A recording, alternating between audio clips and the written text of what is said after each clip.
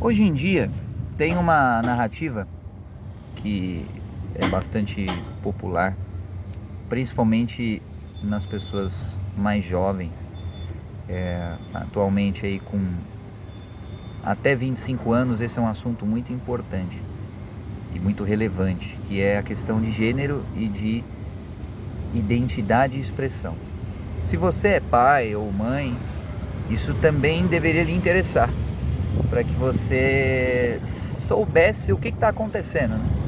E por que assuntos que hoje são muito discutidos antigamente não eram, e por que isso é tão importante ou tão relevante, tá? E aí você tem o time dos tradicionalistas que falam que, mano, esse negócio de subjetividade e tudo mais é porque as pessoas têm tempo demais livre e fica vivendo uma realidade imaginativa, ao invés de viver na realidade real, né? Basicamente eles falam que tudo que é sobre identidade é 100% subjetivo. Tem até alguns psicólogos e tudo mais que defendem esse ponto de vista, né?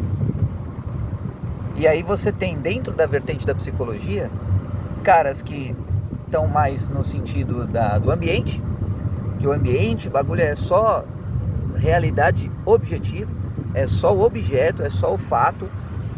E tem a galera que é só realidade subjetiva, o bagulho não tem nada real, não existe nada, é só o que você imagina. Para variar, o bom senso acaba tendo relevância, porque tudo que é exagerado para um lado ou para outro, você sabe que tá traumatizado, né, meu? É que nem o cara que pega e fala toda mulher é adjetivo. Provavelmente foi traumatizado para generalizar numa extrapolação assim. Mas beleza. Aí, tradicionalistas, gênero ou é totalmente subjetivo e não tem nada a ver, ou a vertente dos psicólogos que fala que o bagulho é tudo ambiente e não existe subjetividade nenhuma. Tudo é um subproduto de sinapses. São os darwinistas enfadonhos, né? Você tem darwinistas e psicólogos baba-ovo de Darwin, e você tem os tradicionalistas, os cínicos, né, que falam que a subjetividade é a causa de todos os males aí da sociedade moderna, da subjetividade e tudo mais, mas são cínicos porque também compactuam disso. Então, cínico é o hipócrita soft, né, que ele até dá uma criticada, mas ele não vai muito assim para não dar muita bandeira, né? Então, hipócrita soft. Beleza, aí tem essa galerinha e tem a turminha do barulho da subjetividade trilouca, que é o quê? Sei lá, deve ter nascido umas 10 formas e bandeiras diferentes desde o começo da gravação desse vídeo até agora. E todas elas têm alguma coisa de válido e de denotativo de suas interpretações e significados. Vamos lá. Por que isso passou a ganhar relevância? Então vamos pegar um contexto histórico para te situar aqui nesse vídeo triloco bom demais da conta. Como é que surgiu essa fita? Começou com a internet, tá? E a internet começou com a ARPANET. ARPANET, para quem não sabe, era uma espécie de conglomerado de universidades norte-americanas e centro de pesquisas dos Estados Unidos que estavam meio que interligados numa espécie de rede, tipo a rede doméstica de computador, assim, que antigamente o pessoal ligava no cabo. Só que eles pegaram isso e levaram a um extremo, né? E ligaram várias universidades e centros de pesquisa em vários cabos, para facilitar a troca de dados, né? Então, eu fiz um experimento ali com um maquinário científico embaçadão e eu quero passar esses achados científicos para outros caras, mas só que eles estão lá na PQP, do outro lado do continente. E agora? Então vamos passar pelo cabinho da ARPANET. Beleza. Aí ficou essa palhaçada da ARPANET. Passou um tempo e os caras resolveram fazer um upgrade. Aí eles falaram assim, mano, esse negócio de ARPANET é conveniente demais pra gente ficar só nisso daí. Vamos dar um upgrade no rolê Aí eles instalaram uma espécie de WhatsApp primordial, que você precisava de um computador com um teclado enorme, que é uma coisa que se aperta teclas e digita cada tecla uma letra. E nessa coisa quase que coisa de museu, você digitava esses negócios e numa espécie de tela preta que ficava piscando uma coisinha chamada de console, você digitava mensagens e seus amiguinhos recebiam essas mensagens em lugares aí, e é isso que antigamente se chamava de MyBBS, que era o Bulletin Board, né? O Bulletin Board System, BBS, e o MyBBS é uma derivativa um pouco mais moderninha disso daí. Basicamente é você conversar por texto usando computadores e uma espécie de internet que antecedeu o www, que é a internet que ficou aí nos anos 2000 e tudo mais. Beleza.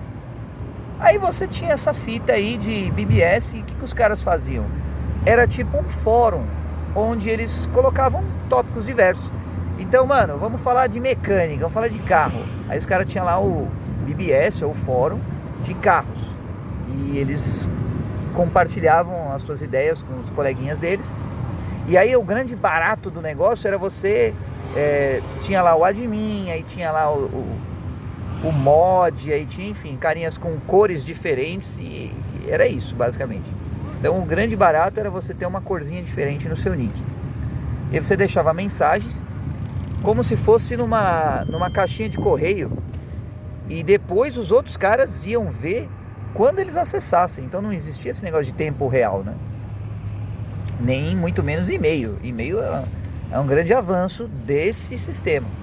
Aí lá na década de 90, uma coisinha chamada HTTP, ou Hypertext Transfer Protocol, foi inventada, que é um nome chique que quer dizer firula. E aí os caras inventaram HTTP mais www, boom, internet. E aí na internet eles cataram o mesmo princípio da ARPANET e ficou retardado, deu upgrade global. E aí eles conectaram tudo. Só que esse tudo era tipo o centro do mundo naquela época, que era os Estados Unidos, basicamente, né? E aí eles conectaram tudo os Estados Unidos, aí um cabão lá conectando na Europa. Aí pá, Europa, Estados Unidos, aí eles foram ramificando um pouquinho da Ásia e tal. Aí foi chegando no Brasil. Na década de... meados da década de 90, né, do meio pro final, começou a ser instalado um monte de rede telefônica. Aqueles orelhão laranja, toscão, que os caras depredavam, aí depois não conseguia ligar mais, né? E tinha ficha ainda.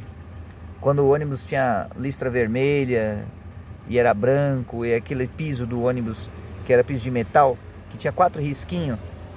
Aí na vertical e na horizontal, aí ficava intercalando, assim, aqueles pisos zoados que quando chovia ficava tudo escorregadio e tudo mais. Essa época. Aí depois evoluiu o orelhão para cartão, e assim foi passando o tempo, e a internet no Brasil começou a ser difundida juntamente com as linhas de telefone. Só que linha de telefone era coisa de milionário antigamente. E os caras só muito ricos que tinham, porque questões de infraestrutura, estatais que controlavam o bagulho todo, e enfadonhices políticas, burocracia, etc. E acabou ficando assim. Aí depois privatizou a operadora de telefonia. Aí virou inicialmente uma festa e depois degenerou para oligarquia, para variar. Assim é o capitalismo. Suave. Aí veio Telefônica, veio as outras coisas lá, as outras marcas lá e tal. E aí ficou mais barateado o acesso à internet. E você vai me falar assim, mas Carbone, o que tem a ver essa história toda com gênero, velho? Você tá tirando? Não, mano. Vem com o pai aqui que a história é boa. Aí, lembrando que o bagulho era lá atrás na ARPANET, depois teve o BBS e tal. Aí agora você tem o Boom, que é o quê? HTTP e www.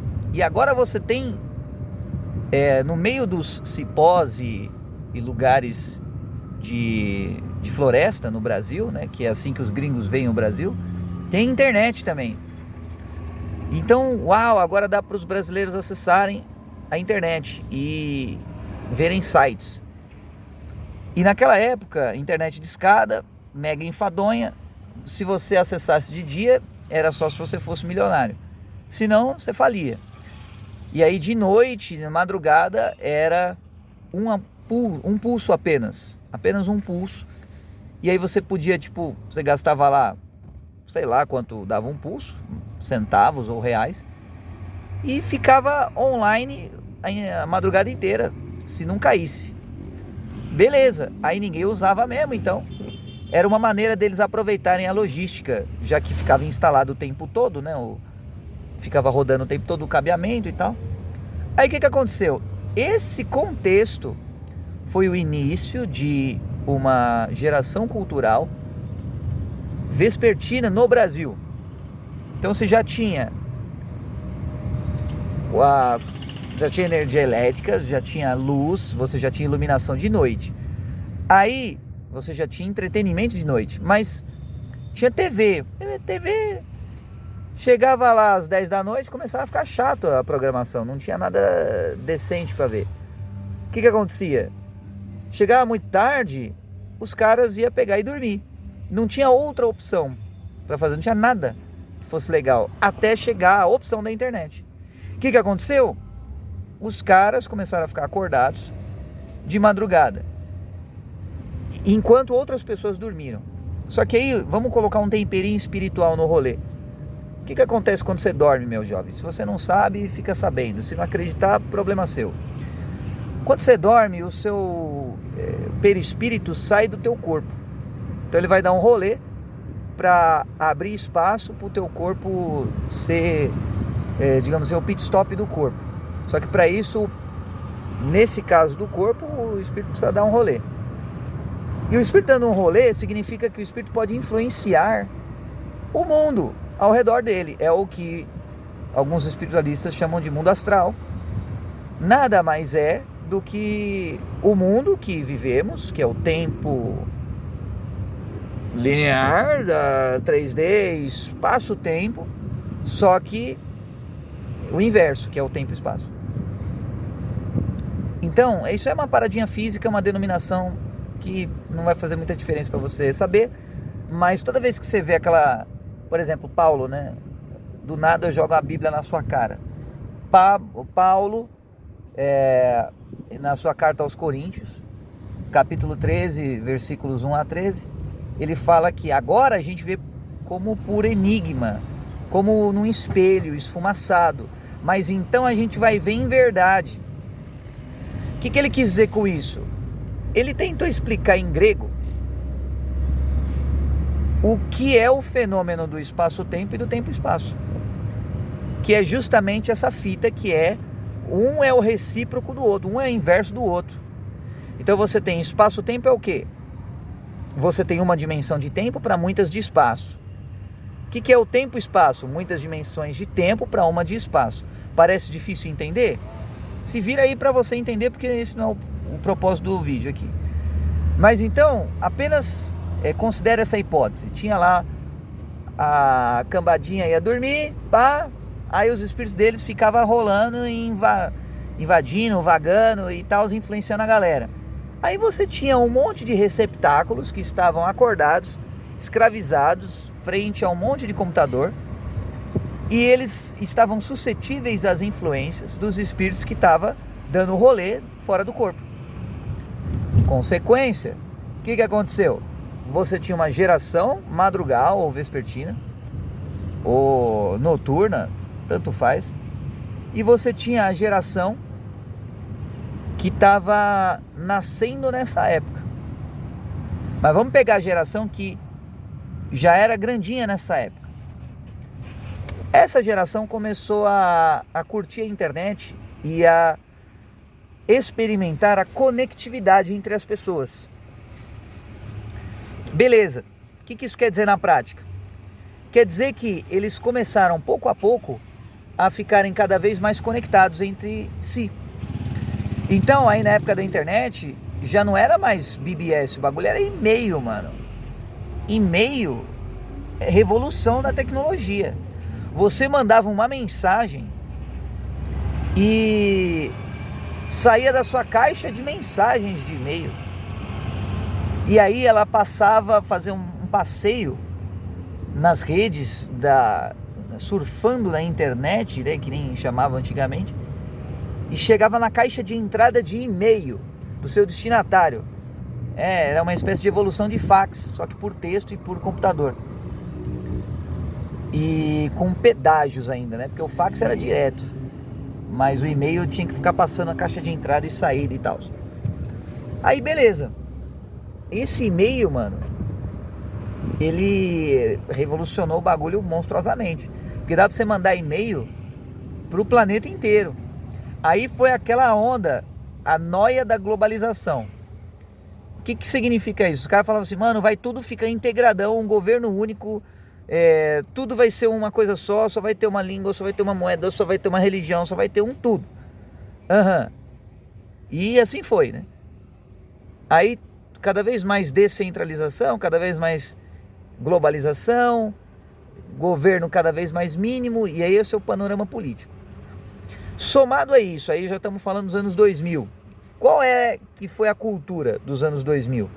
Cara, basicamente foi uma ascensão do rock popular e a popularização do metal. E veja, eu tô falando de um rock que antigamente era considerado o quê? Guns N' Roses, velho. O bagulho assim, água com açúcar pra caramba, entendeu? E depois, metalzão era o quê? Metal assim que você pensava, nossa, esse metal é brabo demais, assim, é uma coisa visceral. Era Iron Maiden, caralho, era Metallica. É uma coisa assim, que você ouve hoje, você acha que é rock. E o rock dos antepassados desses caras era Beatles, mano. Eram uns tiozinhos assim, sabe? Devagar e tal. Isso era rock. Que naquela época o bagulho era revolucionário, assim, nossa, que rebeldia. Aí essa ideia foi sendo cada vez mais patrocinada. Aí ficou tendo aquela onda, os emos, rockzinho, Evanescence, Linkin Park, Rock Lee versus Gara, Narutão e por aí vai. Beleza. Aí você tinha essa cultura e básica, se você for ver essa cultura, qual que é a base cultural desse estilo de expressão artística? A base cultural é a arquitetura barroca e a cultura medieval europeia, naquele temperinho vampiresco, tá ligado? Naquele temperinho gótico. Então o tempero gótico, no sentido de maquiagem branca, no sentido de roupas pretas e tudo mais, foi sendo patrocinado isso na sociedade. Por quê? Putz, vamos lá. Todo esse patrocínio teve múltiplas funções, tá? Mas basicamente, vou falar rasgadão, assemelhar as pessoas a caveiras, tá bom? Então, quando você começa a deixar a tua pele sem a tonalidade mais rosada ou avermelhada e deixar cada vez mais pendendo pro branco, aí você cata e você lota de sombra o teu olho, se você olhar de longe, mano, vai parecer uma caveira. Isso é tipo uma sinalização espiritual que a pessoa tem mais afinidade para ser receptáculo de determinados tipos de espíritos e determinadas hostes espirituais, que ficavam meio que influenciando as pessoas nas práticas desse tipo de contexto. Então, mano, showzinho de rock, showzinho de metal, pá. Mas também nas casas das pessoas, elas ficavam escutando isso e esses espíritos ficavam o quê? Ficava farmando a cabeça delas, ficava semeando pensamentos de ai, que tristeza, nossa, que injustiça, aí uma rebeldia, pá. Aí aos pouquinhos foi sendo semeada essa ideia da mulher, como se diz lá nos rincões do Nordeste, as mulher foi sendo considerada, digamos assim, foi gerando uma narrativa de revolta, onde ela não tinha os seus sentimentos compreendidos 100%. E isso aí, por exemplo, Bring Me Back to Life do Evanescence, sacou? Música típica, aí a mulherzinha lá, tal, no prédio, aí um monte de alusão, trigger warning do caramba e tal. Resumidamente, qual que é a narrativa da música? Cara, a mina tá sofrendo e ninguém entende ela. E aí ela tá de saco cheio de sofrer. Fim. Essa é a narrativa. Isso foi sendo patrocinado cada vez mais. Pá. E do lado dos caras, os homens tinha que tipo de narrativa? Ela me deixou, meu coração chorou, doeu. Entendeu? Aí, isso foi gerando uma revolta também na parte dos machos, que pensava, mano, bagulho não tem escapatória, e agora e tal. Então, essas eram as narrativas que estavam sendo patrocinadas naquela época. Beleza. Aí você pega esse tempero artístico, narrativas, contexto cultural, musical. Aí, pensando no Brasil, mesma onda, babação de ovo dos Estados Unidos, para variar, e estilo musical, tá seguindo a mesma linha.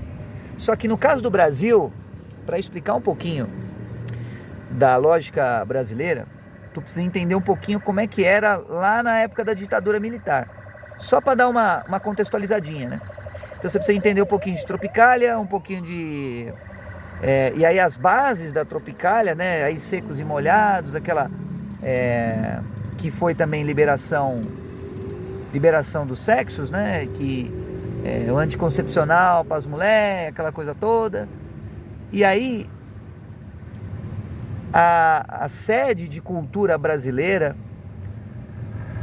fora Estados Unidos é Rio de Janeiro. Do Rio de Janeiro para o resto do mundo, dentro do contexto do Brasil. E no Rio de Janeiro eles foram semeados com uma base o quê? Britânica. E a base britânica pegou muita base o quê? Grega. E a base grega também um pouquinho de Bíblia, também um pouquinho de dialética paulina, aquelas coisas todas, tá? Mas assim, o cerne mesmo da cultura britânica é grega. E se você for na cultura grega, você vai ver qual que é a fita do negócio. O bagulho é Platão, Sócrates, como é que é o nome dos carinha lá? Os estoicos e teatro. Acabou. Se resume a Grécia inteira nisso daí. Aí você tem Teogonia, você tem Ilíada, você tem Guerra de Troia, tá? Essas firulinhas que são historinhas. Mas o cerne do negócio mesmo é o quê? Da cultura grega, especificamente grega. O bagulho é Novo Testamento, que aí você mescla a cultura grega com a romana. Então fica para um momento mais específico. Mas é teatro e é filosofia. Acabou. Aí essa palhaçada foi sendo sofisticada pelos britânicos, que inventaram lá, dizem rumores, as peruquinhas brancas, pá, aí ficou com um monte de roupinha, aí ficou dançando lá nos rolês e tal. E já na cultura grega tinha aquela ideia dos caras que se vestia de mulher sendo homem, e as mulheres que se vestiam de homem sendo mulher. Então aquela ideia de você fazer o crossdressing, né, que é os travestis de maneira geral, a origem é artística, mano, a origem é teatral, performática, beleza? Então agora estamos começando a contextualizar, a explicar que porra é essa de gênero, beleza?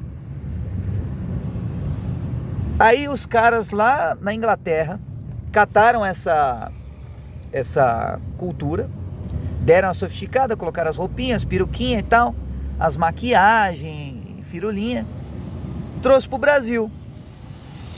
Por quê? Porque Portugal, que colonizou o Brasil, tinha várias relações, né, com a Inglaterra, só que era relação assim, mano.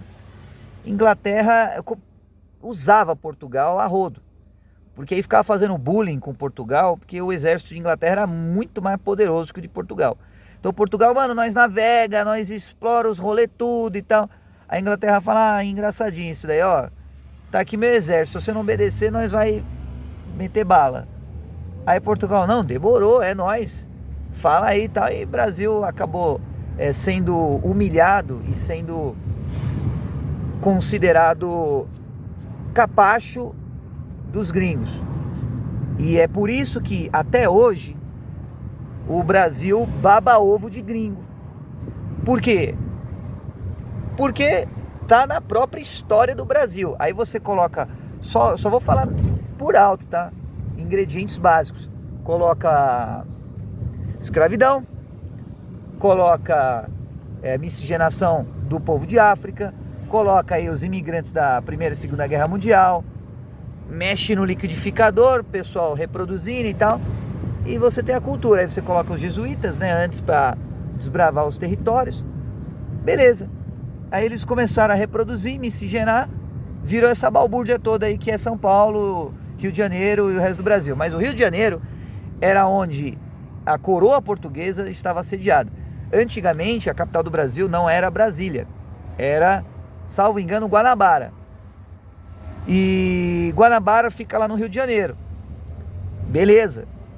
Guanabara, pá e tal. Aí, o que isso significava na prática? A burguesia, as firulas, as frescurinhas, ficava lá no Rio de Janeiro, e a periferia do Brasil era o resto do Brasil. Aí você tem os germânicos enfadonhos, que foram lá pro sul, e aí, putz, mano, cultura sulista e tal, enfadonha demais, embaçadinha. Aí você tem o povo holandês, que foi lá dar rolê lá em Nordeste, enfadonho também, etc.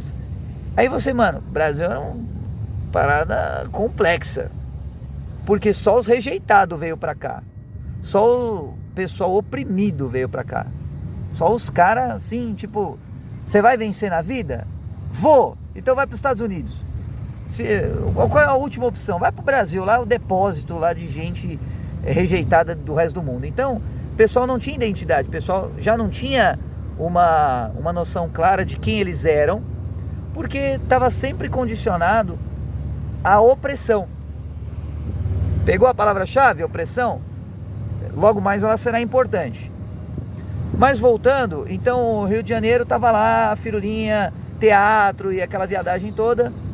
Aí os caras pensaram assim, mano, teatro é bom demais. Eles, né, ficaram cheiradões no teatro e inventaram essa palhaçada aí de teatralidade. Aí ficou uma coisa assim, sabe, um delírio, é como se fosse uma embriaguez do teatro. Embriaguez do teatro, Rio de Janeiro. Opa, tá vendo? Rio de Janeiro. E essa embriaguez do teatro depois foi sendo difundida na época da ditadura militar. Consequentemente, acabou se difundindo para o resto do Brasil, porque a opressão pela censura gerou uma resposta unificada. Mas não é a melhor maneira de você gerar unificação. Essa resposta unificada, aí começou a viadagem a ser mais difundida e normalizada. Beleza. E se você se ofende com esse termo de viadagem, eu sinto muito, meu jovem, mas não dá para falar nada sem ofender alguém. Aliás, se você não falar nada, você está ofendendo alguém que precisa de ouvir palavras de afirmação para ter a sua existência validada. Então o seu silêncio também pode ser ofensivo. Então, se você ficando quieto, você vai ofender, e você falando vai ofender, então segue o teu livre-arbítrio aí e foda-se. Então, viadagem generalizada, pá, cultura, madrugal, internet, conectividade, contexto de cultura barroca, góticos, enfadonhos, musiquinha rock, e aí você cata um pouquinho dos efeitos musicais de músicas com guitarras e rock, essa fita toda. Qual que é o efeito? O efeito é o de fragmentação. Demorou?